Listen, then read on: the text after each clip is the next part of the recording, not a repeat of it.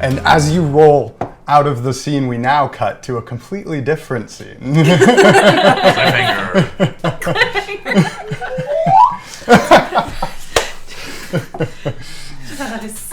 The transition music. A small gathering off-center of the main markets of Athens to a semi-crowded square out of the way of the hustle and bustle of common city life. Upon a raised podium, people come to speak, to tell stories, to share their knowledge of philosophy, sciences, their works, their travels, or occasionally to voice their concerns of ancient Greek before they go. Upon the wooden platform today comes a unique perspective, a fresh and intriguing new scientific lecture from a great mind. Gathered around to listen are several young faces, students of all ages, eager to learn, to absorb the knowledge being cast at them with their brain nets. We castin'. Yeah, we castin'. The figure on the stage would be described as such. Dusty, would you please tell us a little bit about your character? Yes. And your name. Yes. The figure on the stage would be described as a 6-foot-tall sea nymph. My name is Amos. Thank you. I was previously a professor at the University of Atlantis before the fall, of course. My main area of study is in ambrosia and the effects it could have on humans. That being said, it's very hard to get a hold of because obviously it is the food of the gods. That's pretty much it. Oh, I will. But I did want to leave you all with a few thoughts before I wrap up my lecture today, because obviously I've been on this podium for a while. And that is that, as my very good friend Hippocrates once said, "Let food be thy medicine, and medicine be thy food." Therefore, I want to leave you all with the thought that should ambrosia become available to the human population, should we be able to kind of discover the effects and the compounds it could hold, we may be able to cure more diseases than we ever thought possible. Thank you.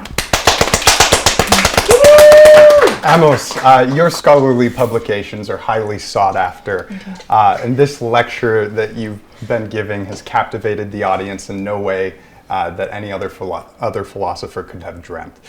For even though you are a sea nymph, a woman, your life's work is respected among erudites. In the background, as you wrap up your lecture, you notice a woman rolling full send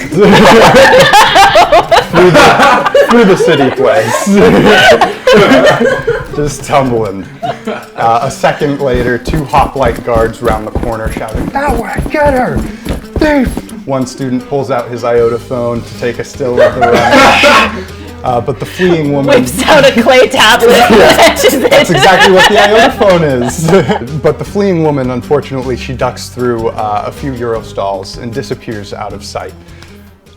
The small crowd erupts with students who want to pick your brain, who have seemingly either not been concerned with the commotion behind them or who simply ignored it in your favor. You hear things like, "What do you think of the effects of alchemy on humans? Are they safe? Can I get a still of you on my iota phone? Is it true that you've read every book in the library of Paragram?" That's the one you've heard it. Yeah. It just kind of gets drowned out by all this other stuff. And that kind of stuff. That's pretty far. As the crowd over time, as the crowd simmers down and you step down from the podium, the people are quick to gather around you, smiling and chatty. A lady of medium build, a bit of a pinched countenance, and golden hair, is able to shoulder her way closer to you and says, "Hi. I know this may sound crazy, but you're such an inspiration to me. I just love how you put yourself out there with all of your theories and your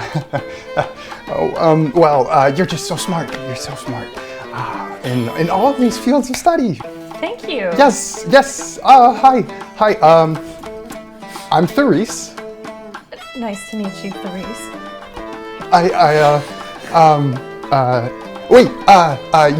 Your main work, it consists of studying people, right?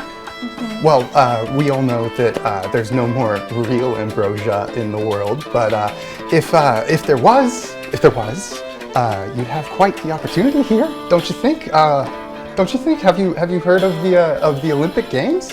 I have heard of the Olympics. It's been quite a few years since I've attended.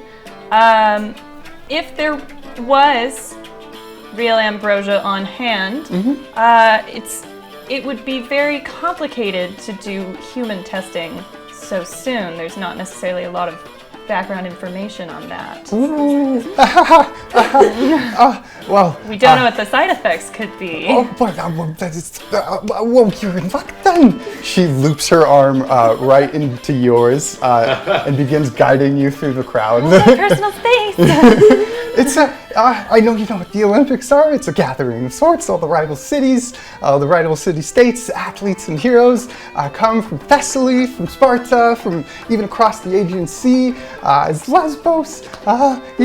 Each and every person has heard of it, and it's, oh my gosh. I'm sorry. I have an inkling that you, a great study of people and science, may be able to find the perfect specimen for your work at such an event. What do you think? I think I've forgotten your name, but it's been very lovely meeting you.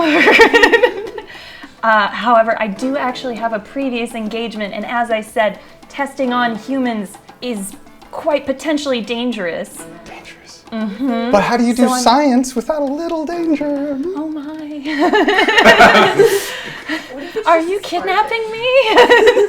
Have you ever had funnel cake? What? No. All right, let's go! And she starts pulling you away. Oh. Okay, look, Thessala. Maybe. It's been really lovely meeting a fan. Always a great time. But as I mentioned, I do actually have a lecture circuit I'm on right now, so I need you to let go. Oh, are you sure you don't want to go see the games? Yeah, I've got, I will from the scholars stand. Scholar stand? So I have 2 tickets! Let's go! And she starts dragging you away towards the games. Neat.